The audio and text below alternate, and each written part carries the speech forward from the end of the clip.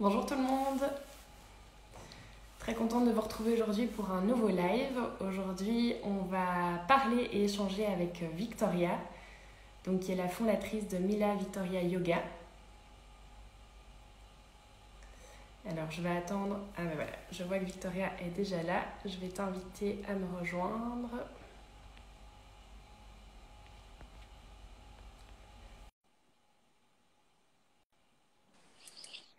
Salut Victoria, tu vas Coucou! bien? Oui, et toi? Ouais, super. Tu m'entends bien? Je t'entends très bien. Ok, parfait, nickel, moi aussi.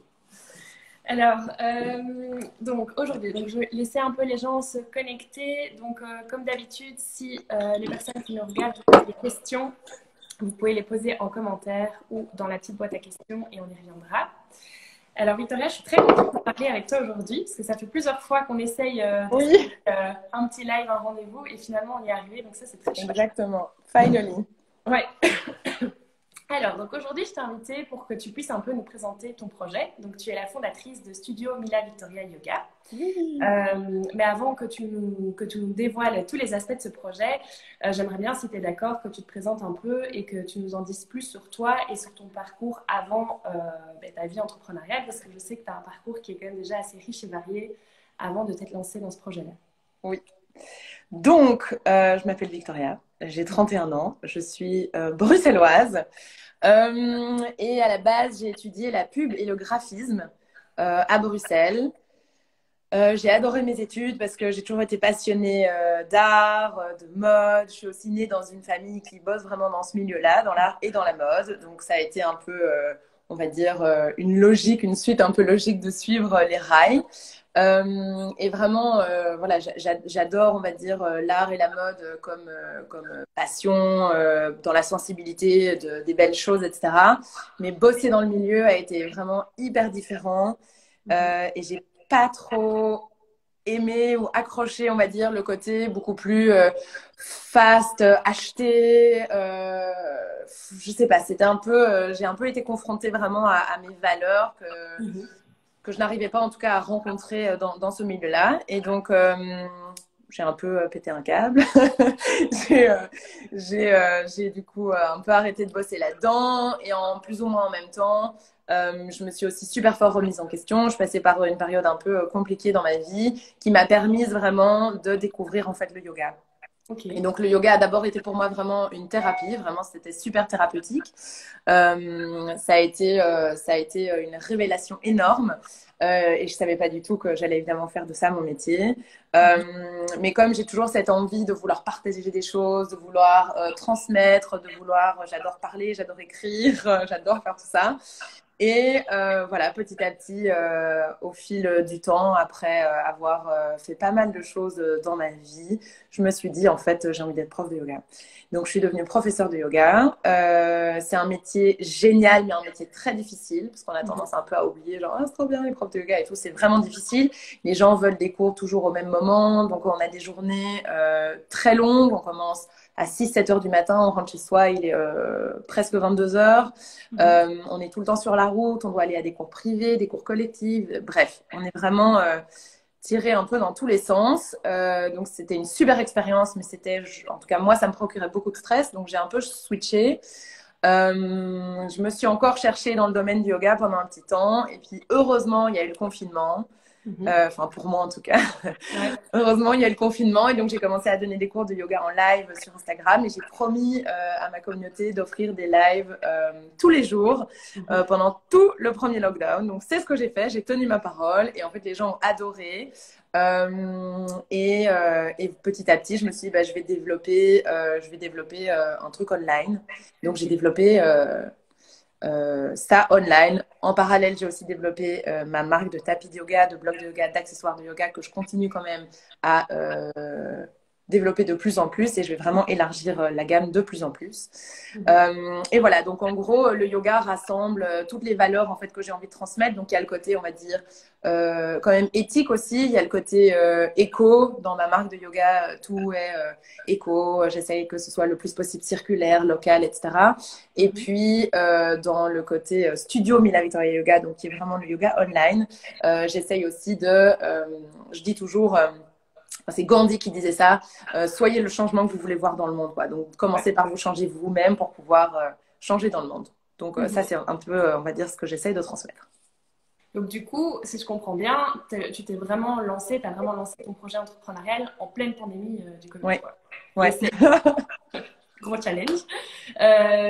Et du coup, c'est une idée qui t'est venue à ce moment-là, ou alors est-ce que tu avais déjà cette idée depuis quand même un petit temps, mais que tu savais pas encore trop comment te lancer enfin, voilà, comment est-ce que est venue ton idée? Comment s'est passé les premières étapes? En fait, j'avais cette idée déjà depuis longtemps. Donc, j'avais cette idée de faire une plateforme de yoga parce que, pour plusieurs raisons. La première, c'est que beaucoup de personnes font du yoga mais ne connaissent pas bien les bases, ne savent pas comment adapter en fonction de leur corps parce qu'on n'a pas tous la même, on n'a pas tous la même ossature. Il y a des choses qu'on peut faire et des postures qu'on ne pourra jamais faire de notre vie.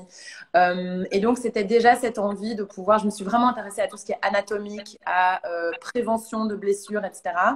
Et j'avais vraiment envie déjà de créer, on va dire, un peu une plateforme sur laquelle j'expliquerais, moi et d'autres profs, des kinés, peu importe, comment tout ça se passe, comment faire pour faire des choses, on va dire, plus intelligemment par rapport à nos muscles, à nos joints, etc. Donc, ça a tourné d'abord un peu autour de ça.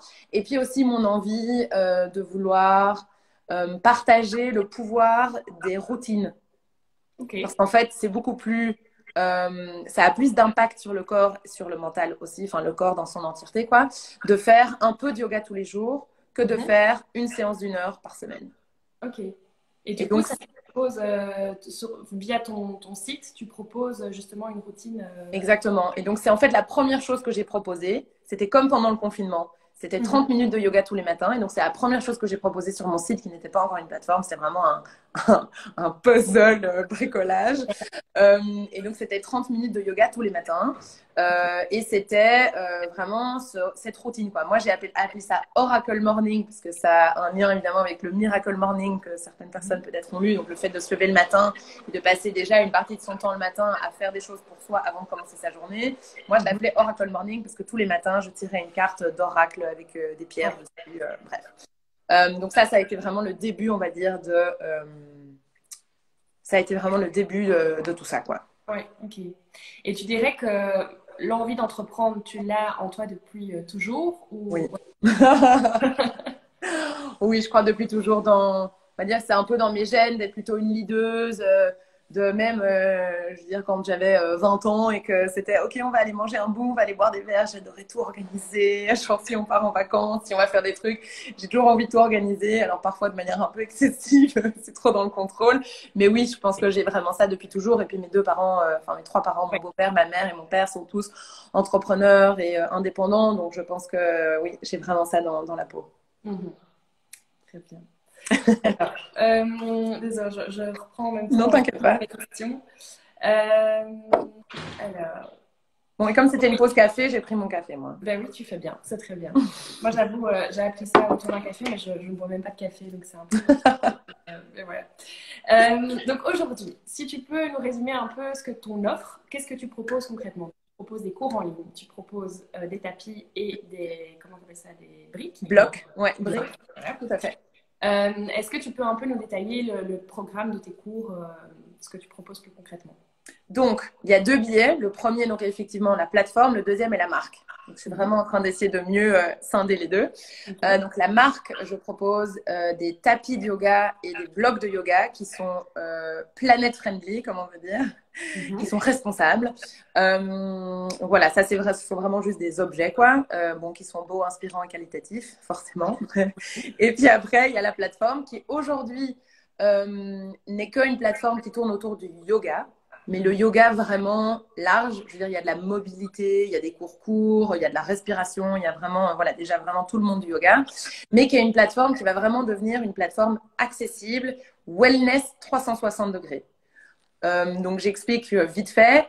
je me suis rendu compte que quand on prenait un abonnement physique, hein, quand il n'y avait pas encore la pandémie et qu'on faisait tout en personne physique, puisqu'à la base, je voulais faire un lieu physique, évidemment, mais donc tout s'est transformé online.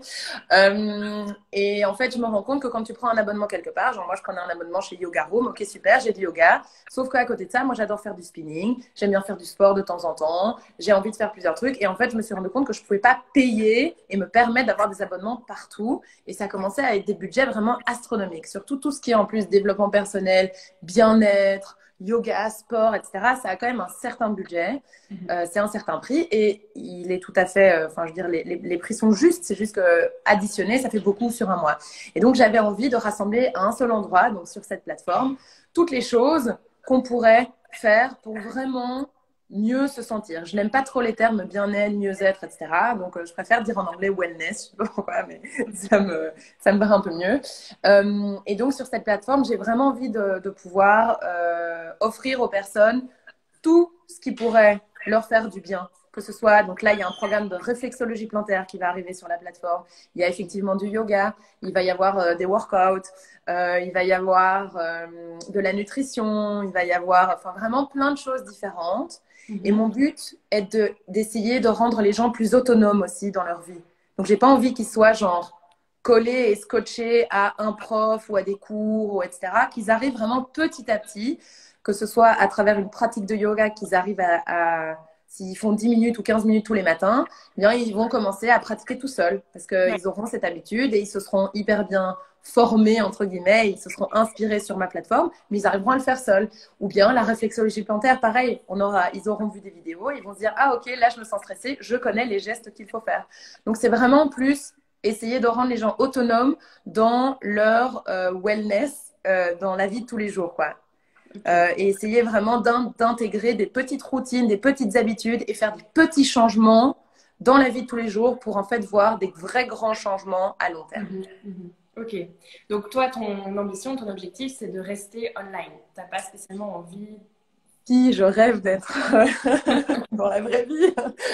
Si mon premier rêve, c'était ça, c'était d'ouvrir un lieu, un endroit justement où il y aurait un shop avec que des trucs un peu éthiques, éco, tout ça, tout ça. Un café, évidemment, avec de la bouffe, etc. Avec aussi un grand espace où on peut organiser des conférences, des workshops, que ce soit sur la bouffe, bien-être, peu importe. Un étage studio, il peut y avoir des workouts, il peut y avoir du yoga, il peut y avoir de la danse, méditation, peu importe. Je rêverais de pouvoir avoir aussi du spinning parce que je roule à vélo et j'adore le spinning et je trouve que ça fait partie du bien-être de pouvoir se défouler de temps en temps. Et puis le mieux, ce serait encore un coworking et encore au-dessus, avec que des gens évidemment qui font des trucs dans le même genre. Et encore au-dessus, j'aimerais avoir des cabinets, que ce soit réflexo, que ce soit massothérapie, kiné, tout ça, tout ça, tout ça. Donc ça, c'était mon rêve. Ok. Et aussi d'ouvrir un healing center au Portugal.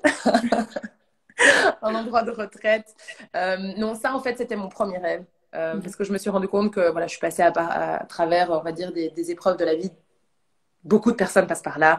Dépression, burn-out, troubles alimentaires, cœur brisé, tout ce genre de choses.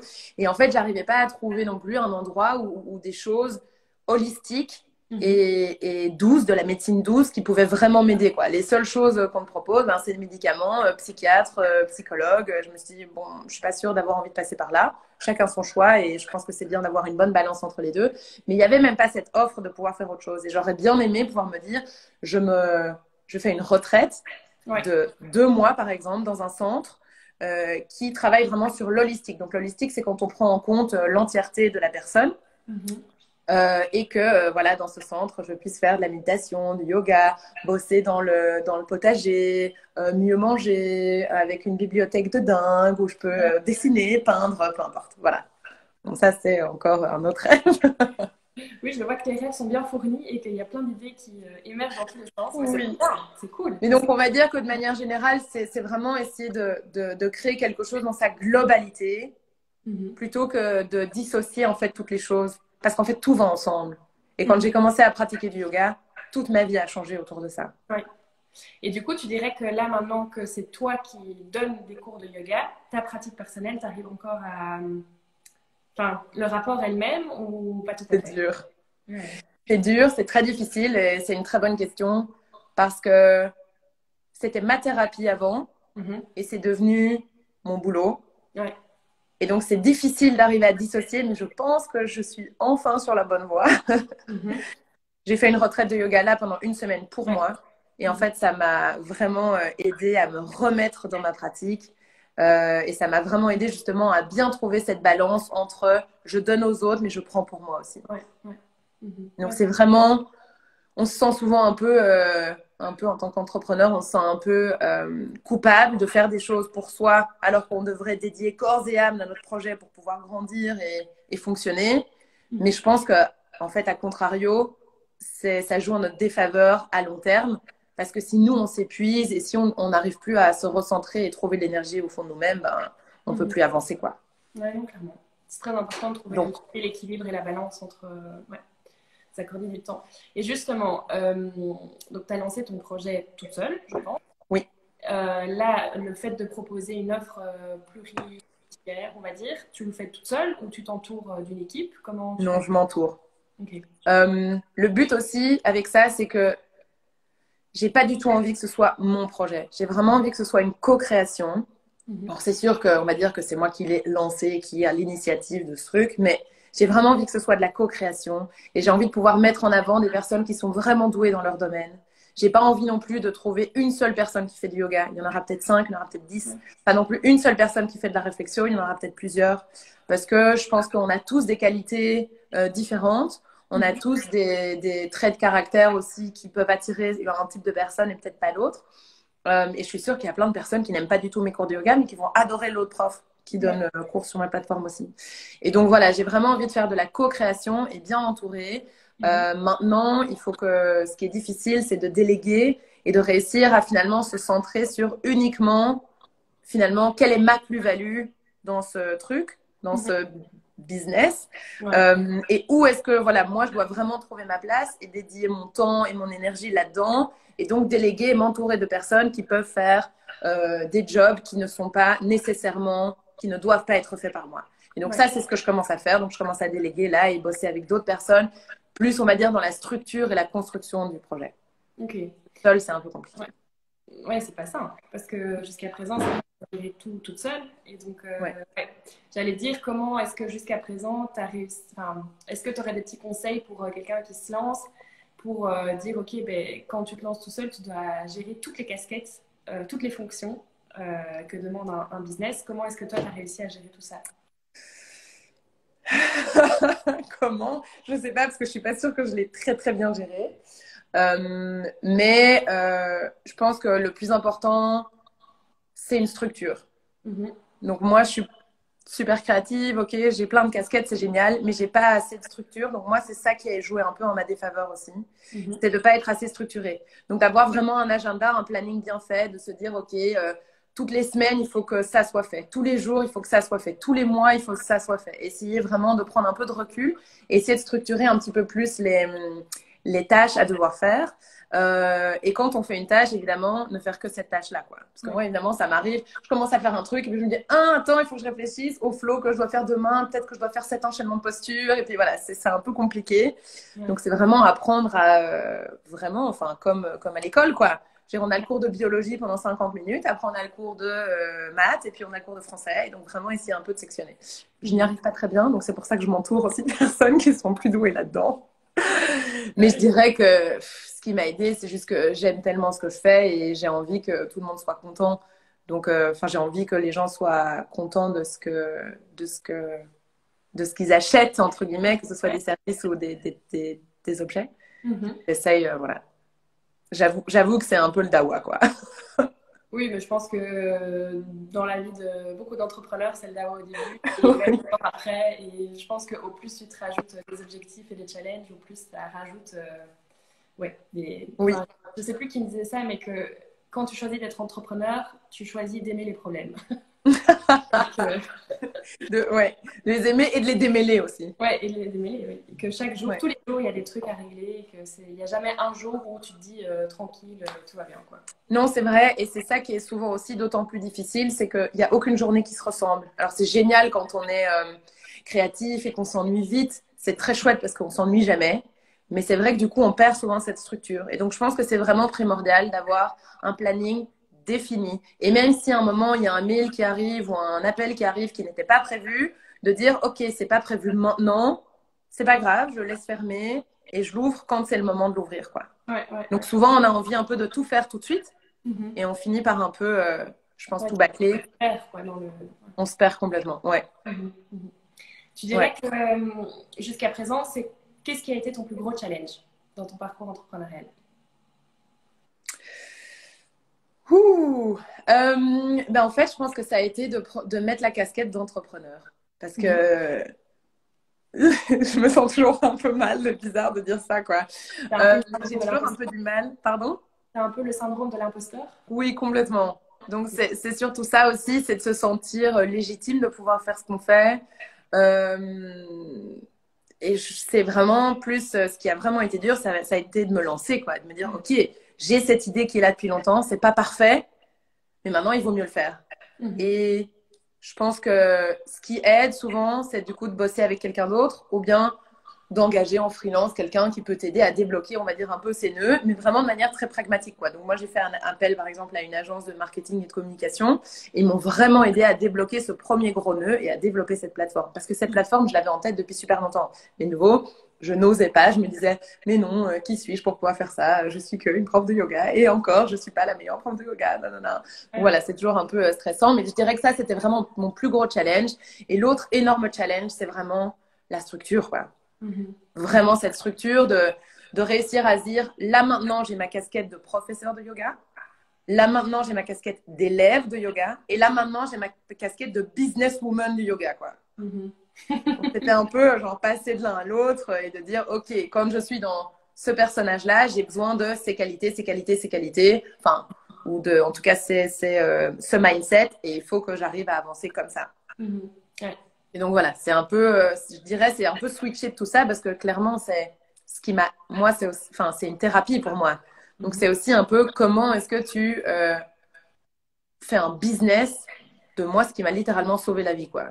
De ta passion, enfin, oui. Et de ma passion, et de ce qui m'a sauvé la vie, et de ce que j'aime transmettre. Donc c'est un peu genre, voilà, ça c'était vraiment un gros challenge. Et c'est encore un challenge tous les jours. Ouais, j'imagine. Mais c'est ça qui est chouette aussi, c'est qu'au moins tu t'ennuies pas. Non, vraiment, jamais. Tu dirais que c'est quoi que tu aimes le plus dans le fait d'être entrepreneur? Mais que je m'ennuie jamais. Mais en fait, j'aime le côté 50 casquettes différentes. Parce que depuis toujours, je me suis rendu compte que j'avais une grande facilité à pouvoir faire beaucoup de choses différentes, que j'apprenais super vite, que j'étais assez douée dans plein de domaines.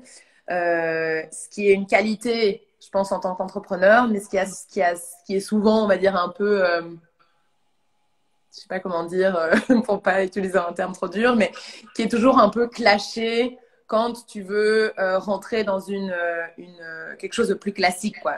Si tu rentres dans une entreprise, on va te demander d'être juste ça. Et toi, tu vas être en mode, non, mais en fait, je prends du recul et ça, il faudrait changer la stratégie de ce truc et ça, et nanana, et nanana, et nanana. Et donc, quand on a un peu ces pensées, comme ça s'appelle, en arborescence, quoi, c'est assez difficile de rester dans un seul job. Donc là, moi, c'est ça que j'adore, c'est de pouvoir en faire 50 000 différents. J'adore pouvoir faire 25 jobs différents, quoi. Là, je fais de la création de produits, je fais des cours de yoga, je donne cours de yoga. Bon, en plus de ça, j'ai de l'influence aussi, je fais un peu d'influence sur Instagram. J'ai 15 casquettes différentes, je dois faire du graphisme, du copywriting, de la communication, du marketing, organiser des shootings, faire les colis des gens, répondre aux gens. C'est vraiment... Je fais la geek aussi derrière mon ordinateur, uploader des vidéos sur YouTube où je comprends que dalle à comment il faut faire. C'est vraiment voilà, une aventure quotidienne, quoi. Ouais, c'est génial. Donc tu disais que justement tu avais quand même une forte présence sur les réseaux sociaux, particulièrement sur Instagram, je pense. Est-ce que tu dirais que ça a été quand même comment dire, une grosse aide, entre guillemets, pour te lancer? C'est ta communauté, ton réseau, enfin, tu l'as travaillé, ça c'est sûr.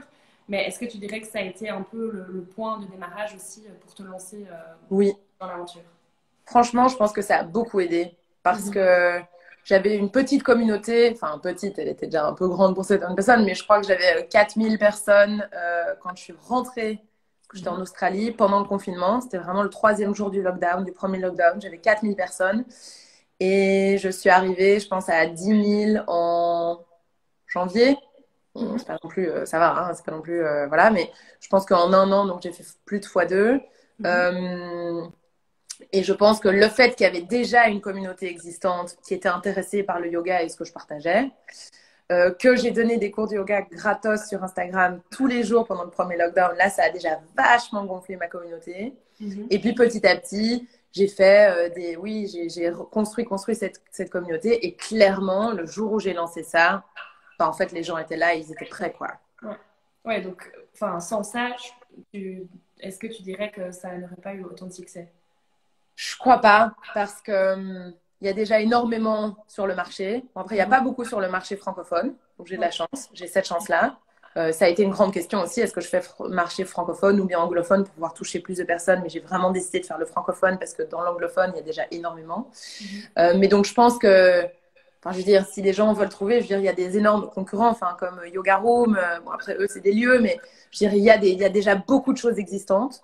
Et donc, je pense que les personnes qui m'ont suivi, on va dire vraiment dans le projet de Studio Mila Victoria Yoga ou alors dans la marque et qui ont acheté, ce sont vraiment des personnes qui me suivaient et qui ont adhéré, on va dire, à mes valeurs, à, je sais pas, ma voix, ma personnalité, le fait de comment je donne cours, etc. Donc, je pense vraiment que ça a vraiment soudé les liens. Et justement, tu dirais du coup, est-ce que tu arrives à dire qu'est-ce qui a fait que ta communauté a gonflé, a été exponentielle? Est-ce que tu as des conseils à partager pour quelqu'un qui se lance? Ce qui a vraiment, vraiment, vraiment bien fonctionné, c'est le contenu gratuit. Dans mon cas, c'est vraiment ça. Donc, le premier, c'était les lives gratuits tous les matins sur Instagram de yoga. Et le deuxième, c'est le challenge que j'ai créé, le Mila Yoga Challenge, qui est donc un challenge gratuit pour débuter, ou même pas spécialement débuter le yoga, mais donc c'est 15 jours de yoga gratuit et ce sont des vidéos qui durent entre 10 et 20 minutes. Et donc, le but c'est de faire yoga tous les matins. Et donc, c'était vraiment un petit peu cette envie en plus, c'était début 2021, je crois que c'était mi-février, mi-janvier ou fin janvier. Et donc, c'était vraiment un peu commencer la nouvelle année avec des nouvelles routines et un nouveau challenge. Et donc, j'ai offert aux gens, je vais pas dire une solution à leurs problèmes, c'est pas ça, mais genre, je leur ai offert quand même quelque chose dont ils avaient probablement besoin pendant une période difficile. Covid, on perd nos racines, on perd nos habitudes, on va plus jusqu'au boulot, etc., etc. Et donc, commencer la journée avec 10, 15, 20 minutes de yoga tous les matins pendant 15 jours gratuitement, ça a vachement bien fonctionné, quoi. Et ça, c'est toujours accessible? Oui, tout est toujours accessible. Et j'ai eu 10 000 personnes inscrites en moins d'un mois, quoi. Ouais, ça a vraiment bien fonctionné. Ouais, donc contenu gratuit, tu dirais ça? Pardon? Contenu gratuit. Contenu gratuit. Contenu gratuit. Et puis, je sais pas, je pense d'une certaine manière parler avec son cœur, quoi. Je sais que ça peut paraître con, mais parler vrai et vraiment, quoi. Pas juste être en mode je suis un business et je vends des choses, quoi. Alors oui, il y a un aspect business derrière, mais je pense que quand on sent que c'est quelque chose qu'on vit intrinsèquement tous les jours, dire je suis vraiment une yogi. Je fais vraiment du yoga tous les jours et ça m'a vraiment aidée. Tu humanises très fort ton business, quoi. Ouais, exactement. Je pense que ça, c'est vraiment important. Et pouvoir aussi, même si j'ai envie de me décoller de mon image avec Studio Mila Victoria Yoga, je pense quand même que le fait qu'ils puissent mettre une tête derrière ça, ça rend aussi évidemment les choses plus tangibles et plus proches. Enfin, on se sent un peu plus proche des personnes, quoi. Ouais, clairement. Très bien. Merci pour ces petits conseils. Alors, 3 entrepreneurs qui t'inspirent. Il y a les chevaux qui font les dingues derrière moi. Attends, je les ai notés. Donc, je re-regarde. Alors, la première, c'est Deliciously Ella. Je ne sais pas si tu connais. Non, je connais pas. Ok. Elle est hyper inspirante. Donc, c'est une nana anglaise qui a commencé donc juste un Instagram en partageant, un blog même, je pense, en partageant donc Deliciously. Elle s'appelle Ella. Donc, c'est vraiment que de la food, des recettes, etc. Elle est végétalienne, je pense, vegan. Végétarienne ou végétalienne, je sais pas trop. Et donc, elle a commencé un petit peu à partager tout ça. Donc, vraiment tout à la base axé food. Sauf que petit à petit, elle a commencé à vraiment élargir un petit peu son spectre. Parce que pour elle aussi, Je crois qu'elle a commencé à changer son alimentation pour son bien-être. Et elle s'est rendue compte que le bien-être venait de plein d'aspects différents. Et donc, petit à petit, elle a commencé à élargir. Elle a fait son yoga teacher training, donc elle est devenue prof. Et donc, elle a créé aussi une application sur laquelle c'est hyper bien fait. C'est vraiment top cette app, où tu peux cliquer donc sur tes recettes et avoir une vidéo de la recette avec les ingrédients, les trucs, les machins. C'est vraiment de la balle. Et en plus de ça, maintenant, tu as aussi tout ce qui est yoga, tout ce qui est un peu, je pense, même pilates et deux, trois trucs différents. Donc, ça se rapproche, on va dire, un peu de ce que j'ai envie de faire, sauf que elle est axée à la base vraiment food, donc le bien-être inside out. Et puis, elle a développé un peu plus loin, quoi. Elle est vraiment inspirante. Elle a ouvert, elle a créé aussi une marque de bouffe, donc genre du granola, des bars, des energy balls, plein de trucs comme ça. Et elle a ouvert plusieurs endroits à Londres qui sont des petits cafés un peu, c'est pas incroyable, mais le concept est sympa. Ok, trop chouette. Ouais, donc Ouais. elle est vraiment enfin pas éparpillée, mais Oui, diversifiée son. elle est très diversifiée, mais c'est cool parce qu'elle a vraiment réussi à en faire je sais pas comment dire, on dirait, enfin, tout va ensemble, quoi. Ouais. Même si c'est des domaines différents. Fil conducteur, quoi. Ouais, exactement. Ah, c'est trop chouette. Et puis la deuxième, c'est Alix Petit. C'est elle qui a lancé Hangstone, qui est une marque de fringues française. Ouais. C'est de la balle. Et elle est aussi yogi, elle fait de l'ashtanga comme moi, donc je l'adore. Et je l'adore parce qu'elle a un univers qui est juste incroyable. Et pareil, j'ai l'impression que, je sais pas, on est transporté par tout son univers à travers juste une marque de fringues. On arrive vraiment à... Et puis sur son Insta, on voit aussi sa famille, on voit vraiment ses valeurs, on voit ce qu'elle fait. Et je trouve que le fait de voir vraiment un univers entier autour d'une marque et pas simplement une marque avec juste des mannequins et des fringues, quoi, acheter, je trouve que c'est hyper inspirant. Et je sais pas, elle est trop inspirante, elle est hyper humaine, elle est super... Elle ose aussi des trucs super différents. Elle crée elle-même aussi ses patterns, ses imprimés. C'est super beau. Elle mélange des trucs qu'on n'aurait jamais mélangés ensemble. Enfin, elle ose, elle est hyper différente. Je la trouve méga inspirante et vraiment, j'adore ce qu'elle fait, quoi. Vraiment, j'adore. Et puis la troisième personne, c'est une de mes copines, une de mes très vieilles copines, qui est belge donc, qui s'appelle Hélène de Trostenberg et qui a lancé Be Still. Ok. Donc, ils ont une société familiale et elle a lancé, en fait, ce sont des structures en style, donc en acier, je pense, on dit, style, acier. Et donc, c'est des ossatures et des structures en acier pour construire des maisons, des hangars, tout ce qu'on veut, mais donc vraiment avec cette structure en acier, quoi. Et pour moi, c'est vraiment, alors, comme je la connais vraiment personnellement, je sais pas, elle m'inspire super fort. Elle est maman de 3 enfants. Elle bosse comme une tarée. En même temps, elle est hyper sportive. Je sais pas, elle a vraiment aussi ce côté, je me dis, elle arrive vraiment à lier tous les domaines et à être genre juste incroyable dans tout ce qu'elle fait, quoi. Et puis, ce qui est chouette, c'est que c'est aussi un business de famille. Donc, je trouve que c'est très sympa. Elle a lancé ça. Et puis après, ça avec son frère, je pense, au début. Et leur père avait déjà une société de piscine. Enfin, bref. Donc, c'est vraiment aussi l'entrepreneuriat aussi familial que je trouve hyper chouette. Et voilà, je la trouve vraiment inspirante, quoi. C'est un peu une warrior mom, quoi. Ouais. Je vais aller voir. Je connais pas du tout. Ouais. Bon, après, je crois qu'elle a même pas Insta. Je crois qu'elle est vraiment genre, on la voit nulle part. Et c'est ça que j'aime aussi, c'est qu'elle a ce côté super humble et elle fait juste ce qu'elle fait et elle partage rien. Et voilà, elle est vraiment passionnée par son job, quoi. Ouais, mais écoute, je vais me renseigner. Je connaissais pas du tout. C'est ça qui est trop chouette dans les lives. Style. Oui, on découvre des On trucs. découvre plein de choses super chouettes. Je pense à ça, mais avant que j'oublie la question, quel type de yoga tu proposes? Parce que je ne t'ai pas posé cette question. Ouais. Alors moi, c'est du vinyasa. Ok. Et Donc c'est un yoga, on va dire, plutôt dynamique. Vinyasa, c'est on synchronise la respiration avec le mouvement. Donc logiquement, une inspire, un mouvement, une expire, un autre mouvement. Ok. On va dire que c'est plutôt un flow, donc ça bouge quand même. Après, sur ma plateforme, il y a un peu de tout, mais c'est le yoga que je préfère. D'accord. Ok. On va dire qu'il peut y avoir des types de vinyasa doux et des types de vinyasa dynamiques, mais c'est plutôt cette libération dans le mouvement, quoi. Ok, d'accord. Et les autres types de yoga, du coup, c'est quoi la différence? Il y en a plein. Il y a le Hatha Yoga qui est, on va dire, beaucoup plus statique. On va vraiment rester longtemps dans la même posture et construire la posture petit à petit. Il y a du yin yoga que je donne un petit peu aussi sur ma plateforme. On va rester, c'est un yoga super calme, genre à faire avant de dormir. On peut appeler ça du deep stretch.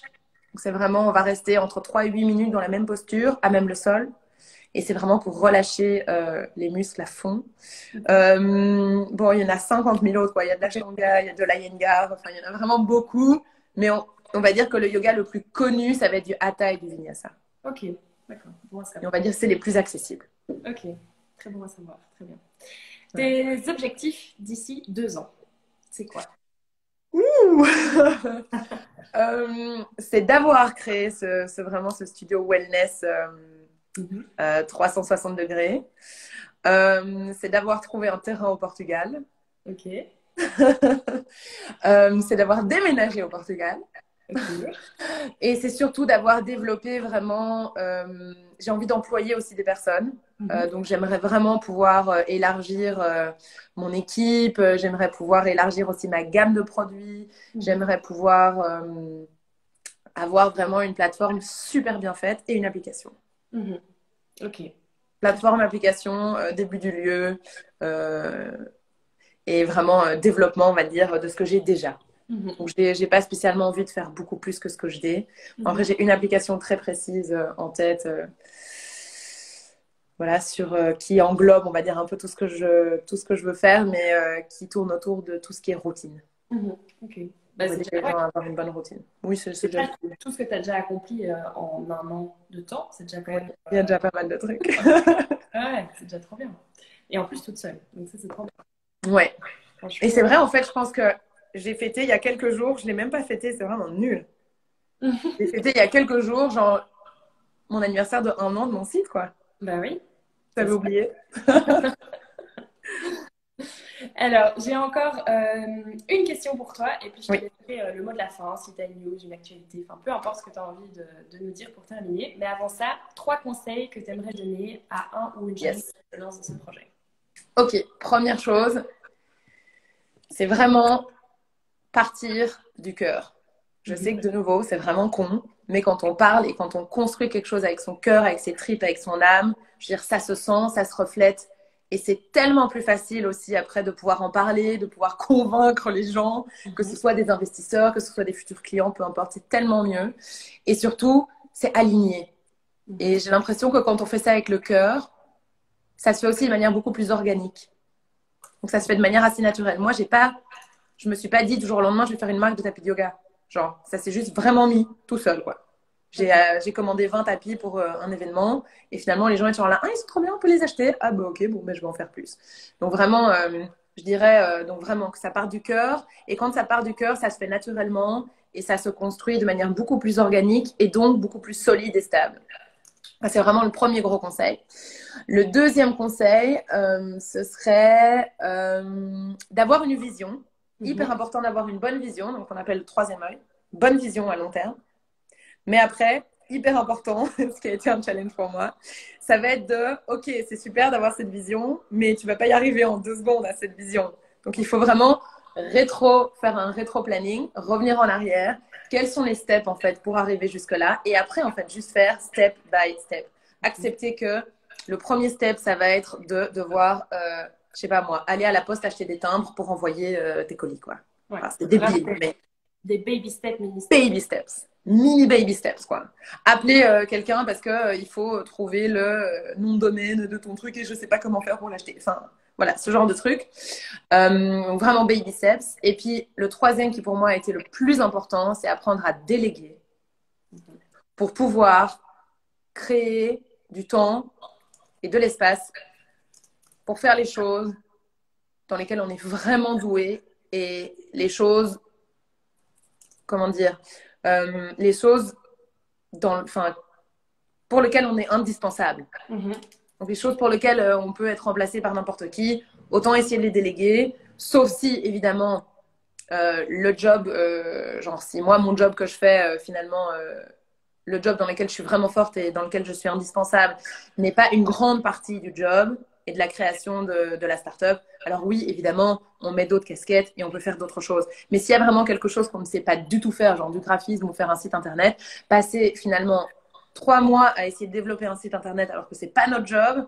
On perd beaucoup de temps finalement, alors que on aurait pu le déléguer à quelqu'un en payant, en débloquant un budget, en investissant. En fait, c'est ça. C'est plus le investir, déléguer et investir. Donc pour moi, c'est un peu comme investir en soi. Alors, ok, c'est vrai que payer une retraite de yoga ou payer une formation ou un truc ou un machin, ça coûte cher. Mais en fait, les retombées sont tellement plus grandes. Parce que là, moi, je m'en suis rendu compte. J'ai quand même payé une agence de marketing. C'était quand même déjà un bon budget pour finalement créer quelque chose de gratuit. C'était gratuit. Mais j'ai dépensé beaucoup d'argent pour un truc gratuit, mais les retombées derrière ont été beaucoup plus grandes. Oui, c'est ça. Ouais. Donc, c'est se rendre compte de pourquoi tu investis, mais qui est de... Ouais. Ok, trop bien. Exactement. Donc voilà, je dirais ça. Mais investir au bon moment aussi. Parce que si j'avais investi trop tôt, comme, si j'avais proposé du contenu gratuit, mais que derrière, je ne pouvais pas faire du sales, ça aurait été un peu plus compliqué finalement de monétiser et de rentabiliser l'investissement que j'ai eu en payant cette app. Je rejoins aussi ton deuxième conseil qui est d'avoir une vision à long terme, un rétro-planning et de savoir quand, quand agir et quoi et pourquoi. Et, ouais, donc exactement. Tout ce que je n'ai évidemment pas fait. Oui, bon, après, je pense qu'il y a la théorie et puis il y a la pratique sur le terrain qui est aussi très différente, mais c'est bien d'avoir une théorie pour au moins te raccrocher à ça si jamais tu as besoin. Quoi. Oui, complètement. Merci pour ces conseils. Et avec plaisir. Je te laisse le mot de la fin, si tu as envie de nous partager quelque chose. Faites du yoga, ça vous changera la vie. Non, ben, je pense que ça rejoint un petit peu le premier conseil que j'ai donné. Enfin, si je devais donner 3 conseils, c'est vraiment